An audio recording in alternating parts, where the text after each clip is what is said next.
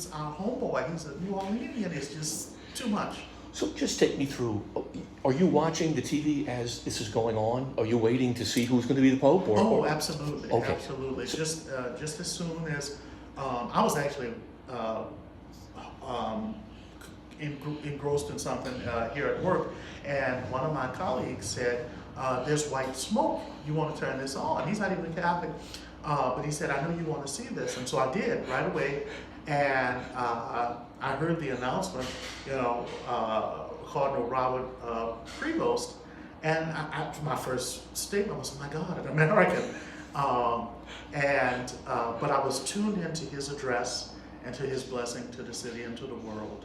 And after all of that finished, that's when it dawned on me. I said, Prevost is such a common French name. You can't tell it to New Orleans people because we want to claim the Prevostes too. But you have Prevost and French Canadian, in France itself, all over. And that's what I really expected to find, was that he had deep, deep roots in, say, Quebec or in Nova Scotia or in France itself. And that there would just be this maybe 8th, 9th, 10th generation connection to some Louisiana families, maybe. But as I started to delve into it, his mother's birth certificate, which was, she was born in 1912 in Chicago, her parents' birthplaces, New Orleans. And then when I took a look at her mother's maiden name, which was Baquier, B-A-Q-U-I-E with the accent over the E, I said, wait, I know that name. That's a New Orleans name, and it tends to be prominent amongst families of color, our families of color here. And so I pursued it further, and lo and behold, they are very much a part of our Creole of color community here in New Orleans. Well, the first thing I went to was Wikipedia, just to find out his parents' names, and to confirm that yes, Chicago, and get his parents' names. And then from there, assuming that they were deceased individuals, put them into Ancestry.com, which is of course a paid site, and FamilySearch.org, which is a free site. And they overlap with each other quite well, and pulled transcripts of birth records, Social Security Death Index, and worked my way back that way. Actually, the first key was the transcript that's online of the Holy Father's mother's birth certificate, which took place more than 100 years ago, so that's public information. She passed away in 1990, and so her birth record gave her name Mildred Agnes Martinez. They would say Martinez everywhere else in the country, but we say Martinez, the French pronunciation in New Orleans, and it gave her parents' names, and from there it was just sort of a whirlwind. What's it like? You probably, in this line of work, you do a lot of things behind the scenes, sleepy, not almost library-like. Not much actually happens. You're creating stuff, but all of a sudden you see something, and now the explosion. What are you feeling like when something like this happens? Like a fish out of water, not used to being the center of attention, at least not in this format. I mean, I lecture sometimes, and I was a school teacher for a while, but to have all these spotlights on me is a very different experience, and it's actually pulling me away from the archives, which is what I would be doing normally.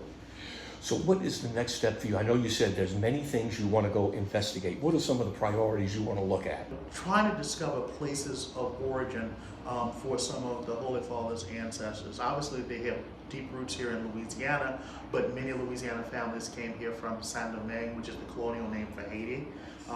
Others came here directly from West Africa or from France or Spain, and so that's a big task for me. And of course, being they were labeled free people of color before the Civil War, like so many people.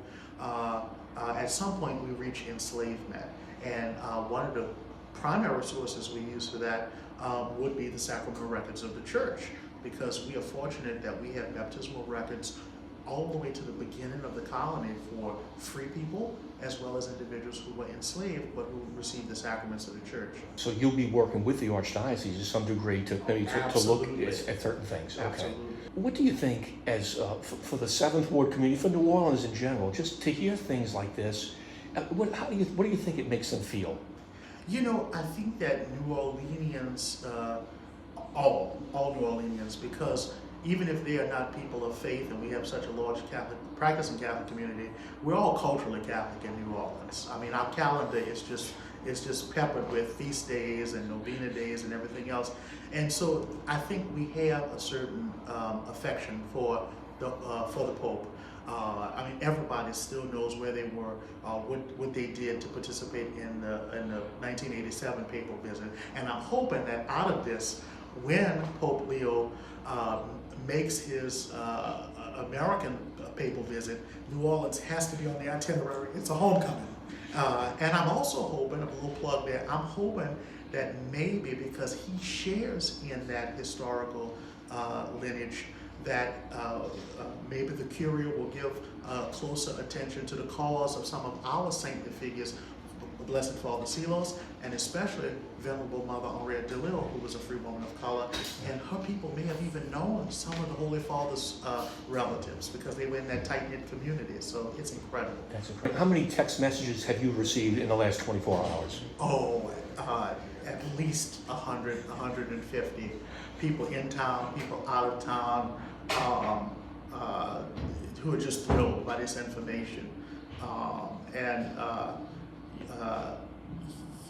You know, the St. Aug, I'm a Purple Knight in the St. Aug community, they're just thrilled. First and foremost, because in his address, he proudly said, I am a son of Augustine, because he's an Augustinian. And now to know that he has this connection right there to the Seventh Ward, just brings it home. Does something like this make you say, hey, I'd love maybe to go to Rome and just see him one day, you know? Absolutely, absolutely. I would love to go to Rome and bring greetings from the people of New Orleans and from our Black Catholic community. Jari, what will happen now that the story is out? So you've got millions of amateur genealogists who are like now, they're looking every nook and cranny. What do you think will surface from those kind of conversations? You know, I think that the collateral relatives of Pope Leo, you know, we've been focusing on his mother and her parents, his grandparents, who all made that migration to Chicago, like so many people from the South. But there were many cousins who stayed in New Orleans, and they have wonderful New Orleans names: Flot, Bagneris, or Bonaris, if you want to say it that way, Fourier, Ruzan, and Saraparu. All these are well-known New Orleans names, and they have some branches of those families who share roots with the Holy Father. And I know they're just going to be thrilled. In 1900, they were living at 1933 North Prairie Street, just a few doors away from Claiborne Avenue, and I was hoping that the house was still standing, but it was taken by the Claiborne overpass, like so many historic sites in that section. But you're the only journalist today I've mentioned this to, because this is for the Clarion. In 1910, the Martinez family, they were living at 510 St. Peter's Street, which is the Upper Montalba building. So the Pope's grandparents and his older aunts, now his mom was born after they arrived in Chicago, but his aunts and his grandparents were living in the Montalba building. So who would have ever thought that we'd have a little papal connection right there on Jackson Square, besides, of course, the visit of John Paul II. That's amazing. You want to do more research on the Martinez family? Martinez, Baquier, Ramos is one of the names, and Lamel. I should mention Lamel, which is a big Catholic family here in South Louisiana. He also is a descendant of the Lamel family. There's Judge Lamel, who yes, right. Judge Lamel is definitely in that line. Isn't that something? When you sit back and reflect on that 30,000 feet, what does this mean to you? You know, I hope that for the people of the United States and the people of the world, we take for granted that New Orleans has such a rich Catholic history, has such a rich Black Catholic history, just diverse history. I think in other places, people know Boston is a Catholic city, they know New York, probably because of big St. Patrick's festivities and all of that, but they don't necessarily put together New Orleans because they're not familiar with our rich French and Spanish and Creole heritage. But I bet now they do. Now they do. One of the anecdotes I read about the Holy Father from interviews long before he was even a candidate for the papacy was he was open to a vocation because in Chicago, all of the neighboring priests from the parishes nearby would be in and out of his home regularly because they loved his mother's cooking.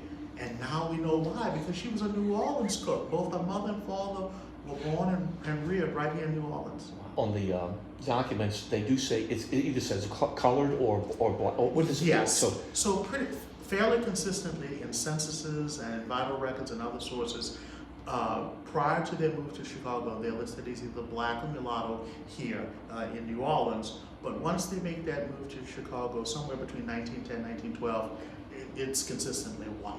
And the common term we use it for it is passant blanc, or to pass for white.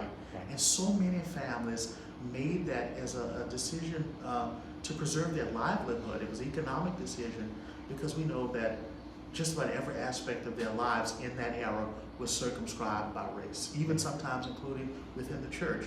And so they made that decision to, if they were able to physically present as white, they just obfuscated their roots. They just sort of severed ties with their roots. When you think back to all the study and stuff that you've done, and to this point, what does it mean to you that you were able to kind of, you were the first, I mean, other people probably eventually might have found something, but you were the first to find this out. Yeah. How does that make you feel? I feel good. I really feel good. I'm very proud of the connection. People, hundreds and hundreds of comments from people who live here, from expatriated New Orleanians elsewhere, and they're just bragging that, they don't see America as a pope, New Orleans as a pope. And they've even christened him a Saints fan.